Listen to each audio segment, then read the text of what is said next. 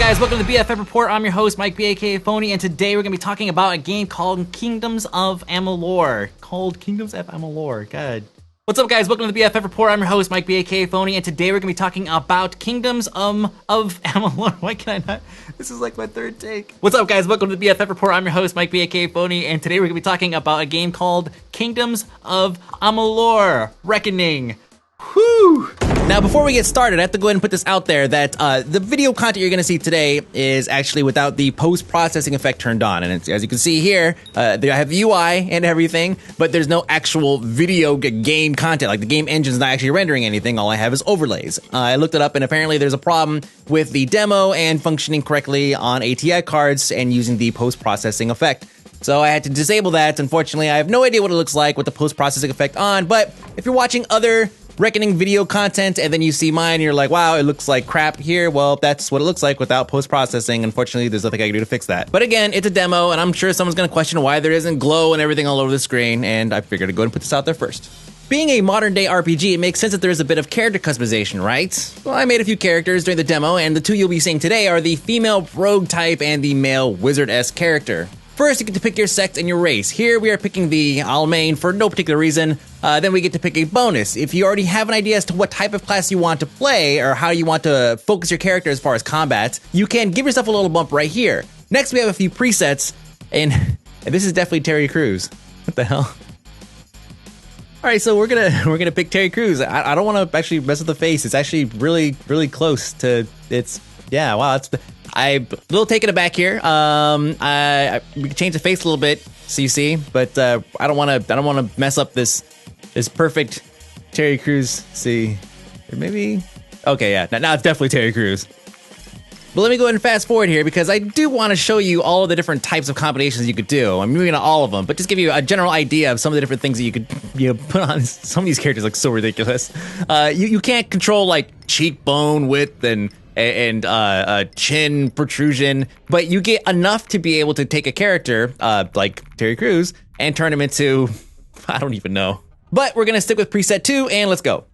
Now, since I've already played through the tutorial section, we're gonna go ahead and skip that so I could just kind of show you guys the stuff on my own. Now, when you skip it, I don't know if this is gonna be like this live, but you notice on the left-hand side it says I'm getting items. So these are things that I would have normally acquired by going through the tutorial area, so I thought that was kind of nice because when I first got in here, I was like, oh crap, I don't have anything that I picked up, but it gave me pretty much everything. It gives you something for every class too. So I have the heavy armor items, I have ranged weapons, I have daggers, and I have a staff. So how does all this stuff work together? Well, your character has the ability to actually equip pretty much anything he wants, but how proficient he is at whatever weapon or whatever item he has equipped depends on how you spec your character. Now, there are a couple different layers as far as character customization and tuning is concerned, but first we're going to go ahead and talk about the abilities. For most of you, this probably looks pretty familiar. It looks like a talent tree, and it kind of functions pretty much the same, except for you have 3 trees, and this is the same 3 trees you get no matter how you designed your character during the character creation setup. By dumping points into this, now as you level, you get points, and then you take points, you dump them into this thing, and then you can unlock special abilities, some combos, some secondary abilities, stuff like that. It all depends on how you want to play your character. If you want to make a crazy hybrid later on, sure, go ahead. You could carry both the staff and some daggers, so if you want to go and dump some points into both and get crazy on the battlefield, sure, go for it. And this is your skills tree. Now, this is pretty much exactly like Mass Effect, if you've ever played it, where you have your different passive abilities and like your crafting abilities, your social abilities, and you could dump points into it. It's mostly passive stuff. So if I dump lots of points into persuasion, then I have a higher percentage or chance to be able to unlock certain persuasion-based dialogue options when I'm interacting with NPCs. All right, we're almost to the good stuff, and trust me, there is some pretty good stuff coming up, but we have to talk about the dialogue stuff first because I have one major issue. Why am I silent? What the hell, man? This isn't 2005. Like, I don't understand why my character has to be the silent protagonist. Honestly, I thought in modern day RPGs, I thought this is something that we kind of left behind. But unfortunately, you're stuck with a character that never opens his mouth, and all the decisions and conversation choices you make are all done via the dialogue wheel here, but you don't actually get to hear it being said.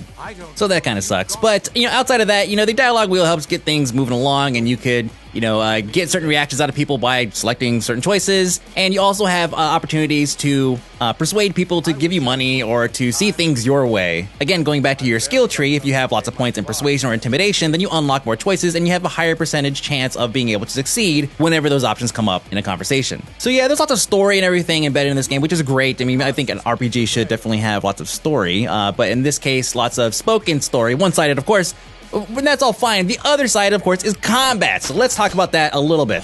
Combat in this game actually feels pretty good. There's a couple of loose ends, but once you get the hang of it, then things kind of just fall together. And once you start unlocking special abilities, then you could really crank out some pretty interesting stuff. Like, for example, my rogue type character here is able to do this crazy dashing through back and forth with like random white frame. I don't understand what the white flash is for. I guess it's supposed to make it really crazy. But hopefully not every spell has a random white flashing screen effect, because I'd really hate to chain together like an awesome combo and my epileptic cat goes into a seizure.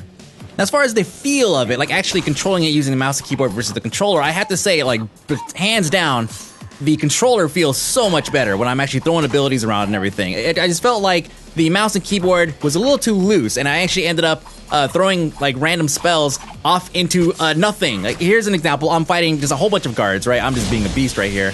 And there's like 20 dudes around me, and I'm somehow throwing these lightning abilities at nothing. Now, my bow, if I pull that out and I start aiming at somebody, it'll lock on. Boom, boom, boom. I'll knock somebody out, right? But for some reason, just random abilities, they don't tend to lock on quite as easily as the bow does, which can be pretty annoying because this stuff eats up mana, and I'd rather not waste mana on something that's going to do absolutely nothing to help me get out of a bind like this.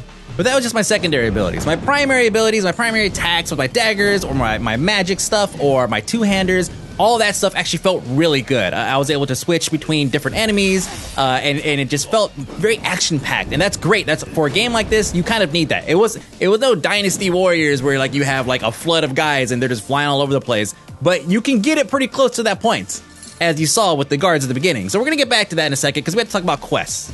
This is gonna be quick and easy.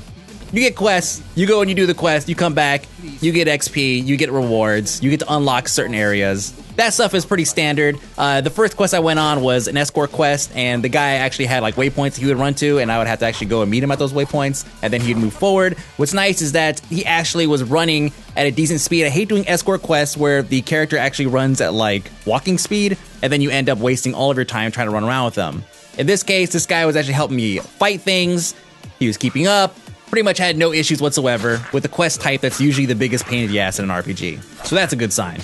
Alright, so let's see, we got quests, we got combat, we got fine-tuning your character, we have Terry Crews, we have pretty much covered everything. Now, I want to get into some of the more interesting things that I've discovered while playing this game. For example, you could steal stuff, which is cool. I was in this building and I'm like, hey, I'm going to steal this stuff. And there's a little percentage there and I'm like, great, it's probably my success rate. So I'm going to go ahead and steal something even though there's no way that I can possibly succeed in stealing this without being noticed. Now, this is where it gets weird. I steal stuff, and like one person sees. But apparently in this game, everybody's like mind linked. Like there's some kind of maybe higher being or something that is actually linking everybody's like brains together. Because when I'm caught here, everybody in the freaking town knew that I was a thief. Like, I know word travels fast in a small town. Bullshit. I walk outside, suddenly everybody hates me. And I'm sure I could probably do something to fix it, and it took me a while to figure it out, and the way I fixed it was actually even more ridiculous. But come on, guys, like, I can't steal something when nobody's looking without everybody knowing all at once. That just seems really odd. And then, you know, I could choose to either fight my way out of the town and kill all of my quest givers, which that seems ridiculous in and of itself, or I can choose to go to jail. And that is actually where things get even more interesting. First, let's do a few tests. Here I am, I'm stealing stuff, right? There's nobody down here. Nobody could possibly see that I'm stealing things. I'm pretty sure none of this stuff is actually wired to any kind of alarm system. But, oh, crime committed, theft. Well, since I've already committed a crime, I'm gonna go ahead and just loot a couple more things and make sure that I clear the room. Sweet, I've stolen everything I need to. I didn't think that anybody was down here to see it, so I'm going upstairs, and I look to the right, and this guy is now hostile with me. Now, I could probably go over there and kick his ass, I guess, because he's hostile. But then I go outside. Keep in mind, nobody saw me actually take anything. Now, I stealth, which is me crouching over here, and there's a little eye that appears above everybody's, all the characters, and you can see they're all black. That means they don't see me. but it would only show up there if they're hostile to me. So everybody in the town is ready to kick my ass. Look, I mean, I think I'm sneaking around, right? Oh, crap, somebody saw me. She's the only one so far. I think I can probably get out. Oh, another guard right here. How did he know? How did he know? They got cell phones or something? I don't know. The walkie-talkies? I have no idea. Everybody in this town now hates me, so I'm just gonna sneak out of town until I guess I figure out how I'm going to. The person over there that's like sick and dying, she saw me. Like, oh, come on, guys. So here's this little guy here. I decided to kill him just because I felt like it. The guard in the other room is like, halt, even though he was in the other room, whatever. No problem. I will go ahead and I will go to jail. Okay, so I go to jail. Here I am in jail. I decide I'm gonna go ahead and pick the lock and I'm going to leave jail. I'm gonna break out of jail. Okay, pick the lock. Really cool little thing. Turn the knob. Clink. Okay, now I'm out of jail. Oh, there's two guards here, and they're pissed because I'm trying to get out of jail. No problem. I will go ahead and kill them, and then I will leave the prison. The second I walk out, everything is cool. Nobody's attacking me. Everything is now just fine, which is like, okay. So I'm gonna go ahead and do another test. Let me go ahead and actually start a fight with every single guard in the city while simultaneously showing you guys the fate feature. Now, it's real quick. You see the health bar there and then the little purple bar. So I just activated my fate feature, which slows down time. I'm able to do crazy attacks, and then everybody crouches over, and I have the ability to push A. Now, here's the way it works. I'm gonna go through and pretty much get everybody to the point where they're just about dead, and then I hit A, and I have a quick time event here. I kick him in the jaw, pick him up, grab him with my two big paws, hit Y button a whole bunch of times, going for the 100%. Booyah! Snap his neck, and I get XP from everybody, plus 100%, I suppose. And that is the fate mechanic. Now, the couple more guards here, I'm gonna go ahead and wipe them out, and check this out. Every single guard in the town is now dead. There's nobody left standing. I'm gonna go ahead and head back to prison. I get in there and I go to my cot that's inside of my cell that I've broken out of, and I have the option of actually resting. Now, if I had chosen to not break out of jail, I could have just rested and I would have woken up and I would have slept off all of my time here and they would have let me go and everything would have been fine. But in this case, I killed everybody. Look, the guards are still dead. These are the ones I killed on the way back in. And I loot this guy 275 gold. Keep that in mind, guys, if you want to make some quick money. Apparently, just get arrested, kill the guards, loot, rest for 24 hours, come back outside, and everything is fine again. Well, I don't remember the last time I slept. I don't remember the last time I slept because you've been dead! See, I'm a little frustrated about this because I don't understand how this mechanic makes any sense, and I really hope that when this game goes live that you can't just sit here and repeat this stupid cycle that apparently has no repercussions whatsoever. I mean, again, I just killed every guard in the city and I slept it off for 24 hours and everything's back and everything's fine. This is just... And you know, as stupid as that may seem, I doubt anybody's gonna sit there and go through that cycle, except unless they want to make money, obviously. But I suppose if you don't plan on being a virtual mass murderer, then you're gonna have absolutely no problems playing this game whatsoever. All right, guys, so that's pretty much it. It's a new IP, right? I mean, these guys who made this game, they've been around, right? They kind of know what they're doing.